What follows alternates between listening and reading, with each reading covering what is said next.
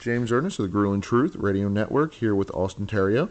Austin, tell us how you got started in racing. Well, I appreciate you having me on. I'm actually 23 years old and been racing for about 10 years, and relatively young. But at the same time, there's a lot of people in racing that start when they're 7, 8, 9. So I got a little bit of an older starter compared to some other kids.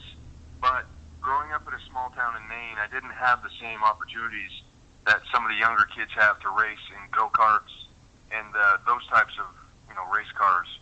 So I had to start in a full-body race car, which is pretty much like any other car you'd see on the street, other than it was a 1998 Dodge Neon.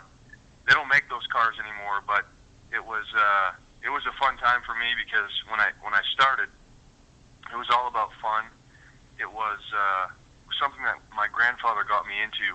He was an avid NASCAR fan, and he traveled around the country seeing many different NASCAR races, and so he got me into it as a kid, and sort of the reason that I'm passionate about it today, still at this point. So we got to thank him for that, and he's still around, so he enjoys seeing me at the races from time to time, even though he's getting older, and it's a little bit harder for him to get around. And so I climbed the ladder from 13 years old on until about 18 when I graduated high school, and then I made the decision to move to Charlotte, North Carolina, which is the actual hub of NASCAR racing.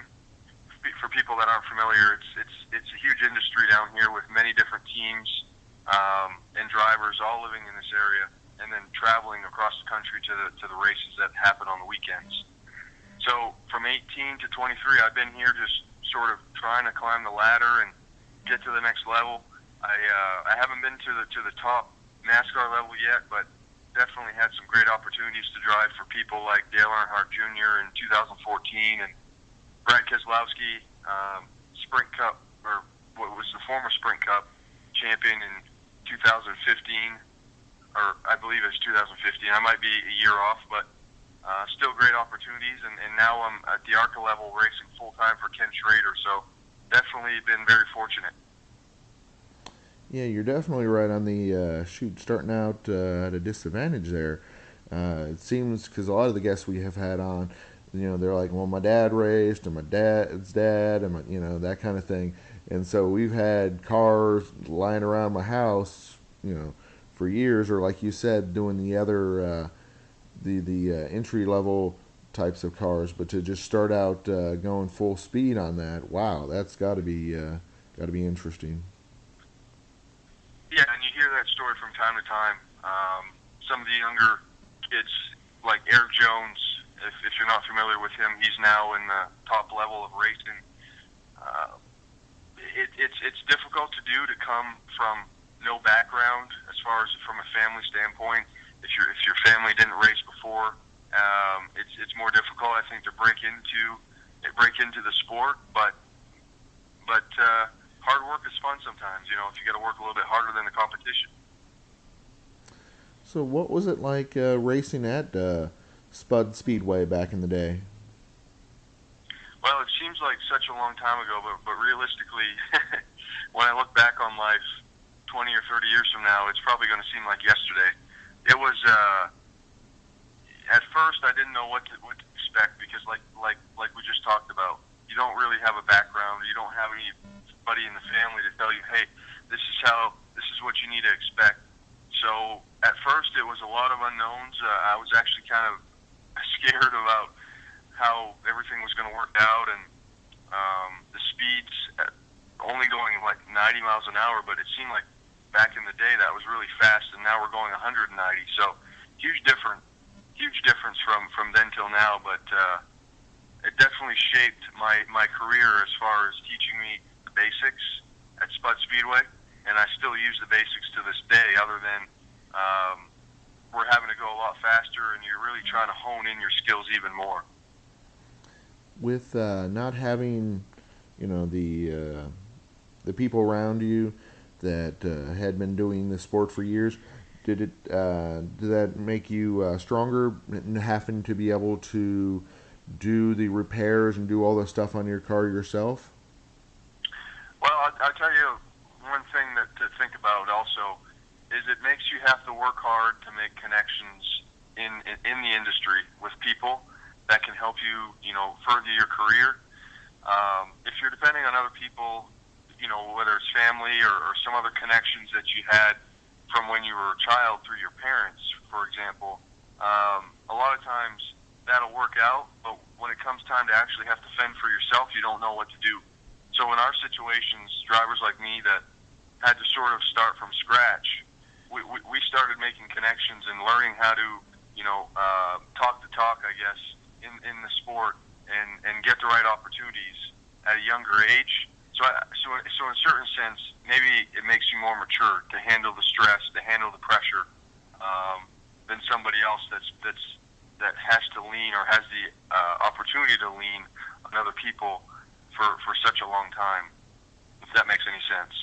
Yeah, I see what you're saying. Yeah, I was gonna say having to pull yourself up can make a person stronger. Makes sense. So you mentioned you'd worked with Brad Keselowski. What was that like? Well, he was the guy that gave me an opportunity back in 2013 when I first moved down to the area. I left Maine, packed up, and came down here, and I was working in his race shop during the week and racing his late model cars around the area of the southeast, a little bit in the Midwest, and some in the Northeast. And that was my first taste of having to travel so much. Well, I traveled when I was a kid, racing like Maine, New Hampshire, and Canada some, but it's not the same experience as having to travel to tracks that you've never seen before with people that you're just getting to know, from a team standpoint. Very grateful for the opportunity with him. And we actually split ways for about a year, and I went and did another opportunity with Dale Earnhardt Jr. And I came back in 2015 and raced for his truck team, his Camping World Truck Series team, part-time. Still a lot of guys that I know there from this day up forward that are going to continue to be friends of mine. And if I ever have any questions, Brad's always there to answer.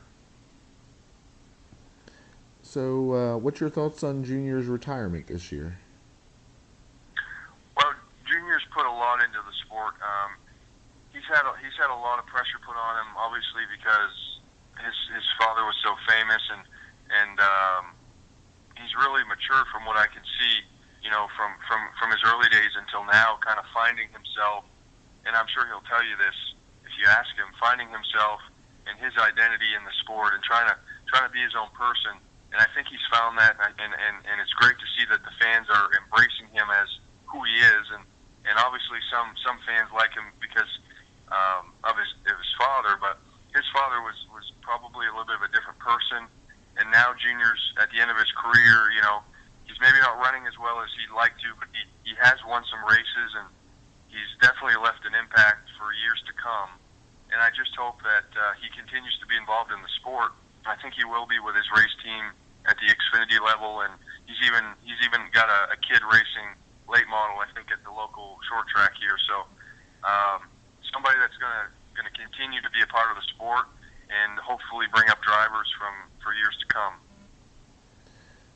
I always heard rumors that out of the three drivers in the family, that or the three siblings, that he was the worst out of the three. I mean, clearly he's done well as a professional driver, but I heard his sister was actually the best growing up. Well, yeah, I think we've all heard rumors that Kelly was really good, which I've never seen her race, but knowing her personally, I bet she was pretty tough competition. Heck yeah. Do you feel that that it's kind of a similar situation to what happened with the Petties?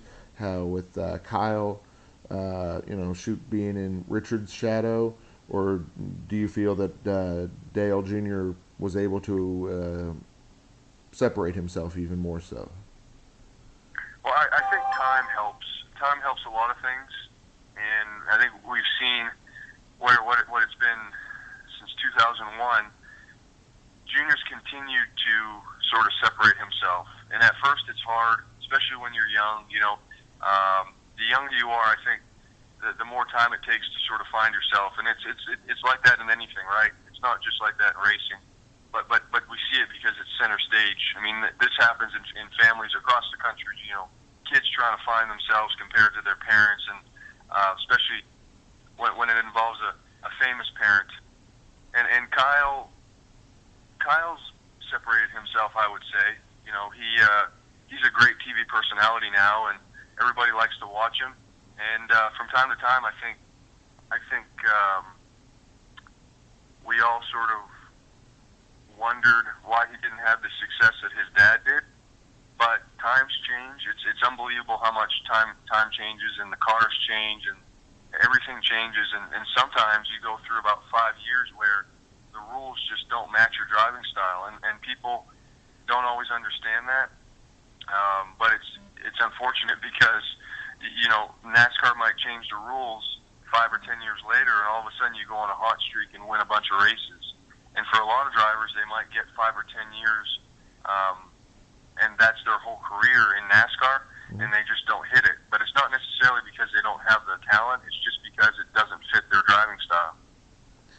Is that kind of like how they've started with the playoffs, and that some drivers are more set up to do, say, consistent versus focusing on the big win, that kind of thing?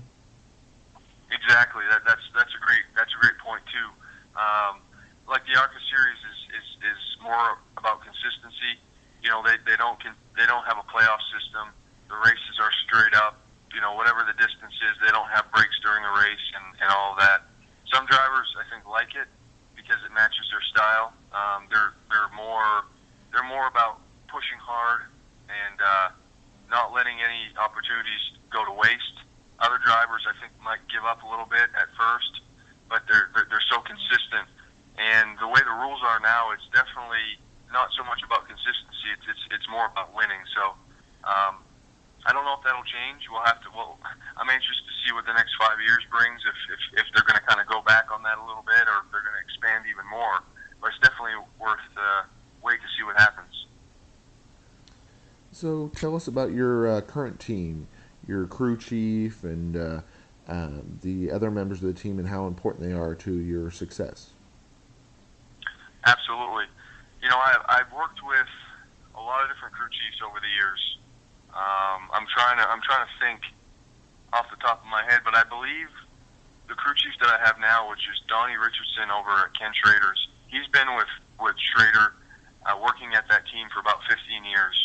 So longer than I've been racing, he's been working at that particular team. Let alone, I'm sure he's been in the sport for way longer than that. So he's got a lot of experience, seen a lot of different drivers. He's worked with a lot of different drivers, and so he's just a great resource, I think, for all of us to lean on. He's pretty level-headed, and he's willing to take advice from other people. He's reflective on himself, meaning if somebody has a better idea, he's willing to listen. At the same time, if he thinks his point is more valid, then he'll put that in there as well. So he's been a huge part of our success just because of the amount of time he's put in. I mean, these guys at the shop work unbelievable hours. It's kind of amazing sometimes. Luckily, they do get a break sometimes, but it comes at parts of the season that we're not racing as much. And in this part of the season, we're racing almost every week, so there's just no breaks. It's almost constant, day in and day out.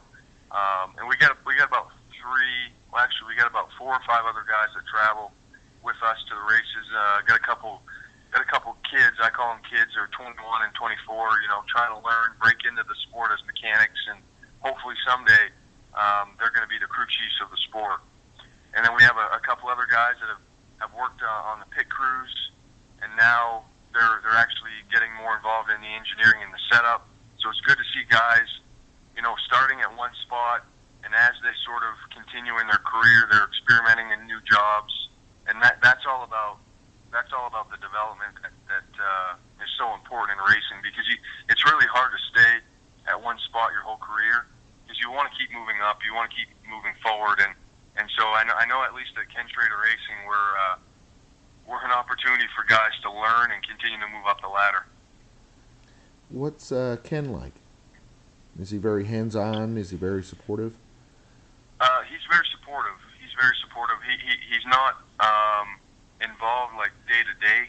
He's not, because he also has a dirt team that races across the country that he drives. Actually, he drives about 50 or 60, at least 50 or 60 times a year.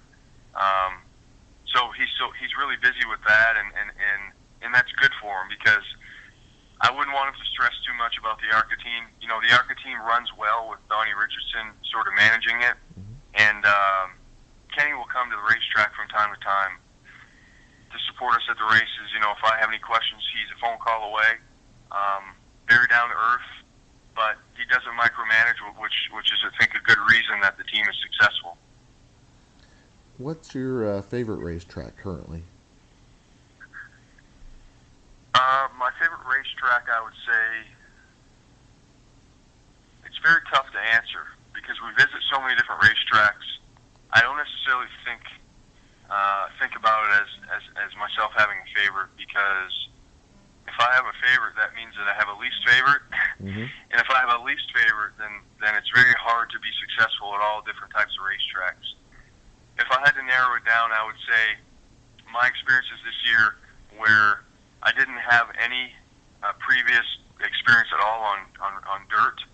So we went to two dirt tracks this year, and I had some of the most fun in my life. So we had great experiences there, and actually we won at DuQuoin, which was a couple weeks ago, and that was my second ever dirt race and my first ever win on dirt.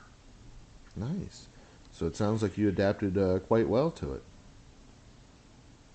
Yes, sir, we did. It was a lot of fun, and reminded me of growing up in Maine on the snow-covered roads in the winter.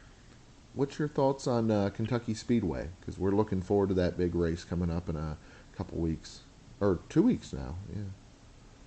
Yeah, I've been there a couple times. Never raced there in an ARCA car, so that'll be interesting. Also, I remember back when Kentucky was rougher. It had older pavement, and now with the new pavement a couple years ago, I believe, it's definitely going to change the racing. I know guys have been on it before, since the repave, but I haven't. So it'll definitely be a learning experience. It's going to be more grip and so much more critical, I think, to hit your line and make sure you're carrying a lot more speed, because before you had to, slow down a little bit more in the corners because it was so rough and bumpy. Now it's definitely going to be more time on the throttle, so it's going to put on some interesting racing. I know there's some concerns how they have that tunnel in 3, how it goes over, how it goes over that bump. Is that something that you still have to factor in, or like you said, with the better pavement, are you able to hit the gas more? Well, whenever they put new pavement, it always helps. Whenever tunnels usually affect the racing like 5 or 10 years down the road. Depending on how hard the winters are, that actually matters a lot. But a lot of drivers look forward to when the track gets weathered and worn out.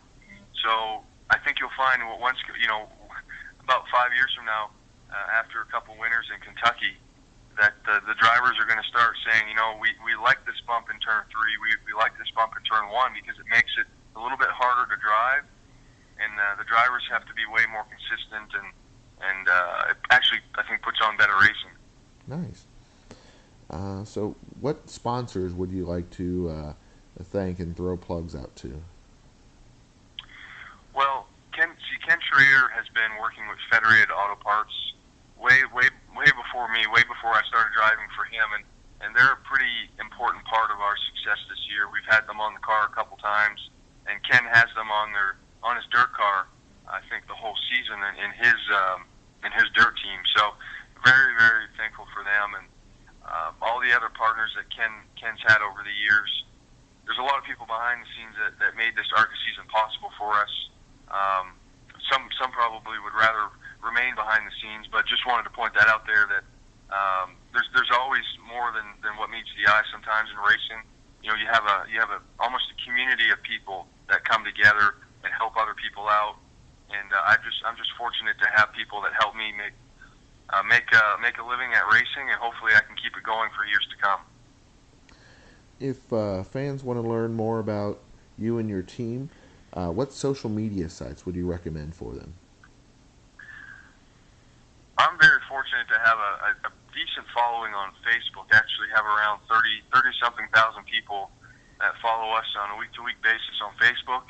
So I would recommend definitely, if you have Facebook, to head over to Austin Theriault and follow the page.